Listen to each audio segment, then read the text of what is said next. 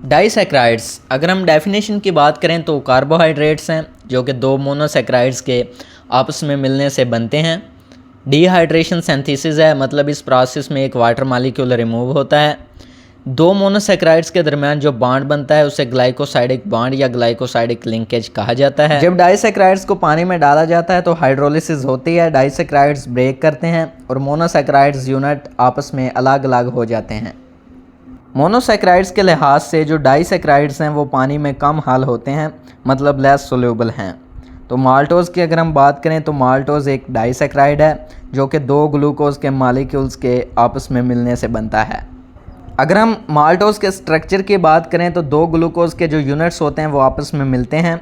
Glycosidic bond 1,4 glycosidic bond इसे कहा जाता है, क्योंकि एक ग्लूकोज का कार्बन नंबर 1 और दूसरे ग्लूकोज का कार्बन नंबर 4 इसमें इन्वॉल्व होते हैं। अगर हम फार्मेशन की बात करें तो डिहाइड्रेशन सिंथेसिस है, दो ग्लूकोज मॉलिक्यूल्स आपस में मिलते हैं, पानी की एलिमिनेशन होती है, एक तरफ से OH और एक तरफ से H, तो ये निकल जाता है, ग्लाइकोसाइडिक बॉन्ड बनता है। तो इस तरीके से डिहाइड्रेशन सिंथेसिस होती है और माल्टोज़ बन जाता है जब दो ग्लूकोज के मॉलिक्यूल्स आपस में मिलते हैं। नेक्स्ट अगर हम माल्टोज़ के अक्रेंस की बात करें तो ज़्यादातर ये सीरियल्स जैसा कि वीट और कॉर्न होती है इसमें पाया जाता है।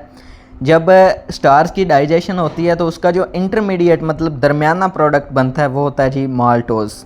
अगर हम हाइड्रोलिसिस की बात करें तो माल्टोज़ को अगर पानी में डालें तो दो ग्लूकोज के मॉलिक्यूल्स अलग अलग हो जाते हैं। नेक्स्ट अगर हम मिल्क, शुगर, लैक्टोज़ की बात करें तो लैक्टोज़ भी डाइसैक्राइड है जो कि एक ग्लूकोज और एक ग्लैक्टोज के मॉलिक्यूल के आपस में मिलने से बनता है। नेक्स्ट अगर हम स्ट्रक्चर की बात करें तो ग्लैक्टोज 1,4 ग्लाइकोसाइडिक बॉन्ड होती है, ये एक तरफ से H दूसरी तरफ से OH निकलता है और वाटर मॉलिक्यूल एक रिमूव होता है और जो प्रोडक्ट बनता है उसे हम लैक्टोज कहते हैं। तो मैमेलियन जो मिल्क होता है ज़्यादातर इसमें पाया जाता है lactose. Main source of energy है जो छोटे बेबी होते हैं इनके लिए। सिंपली अगर हम हाइड्रोलिसिस की बात करें, अगर हम लैक्टोज़ को पानी के अंदर डालें तो एक ग्लूकोज का मॉलिक्यूल्स और एक ग्लैक्टोज का मॉलिक्यूल्स अलग अलग हो जाएंगे।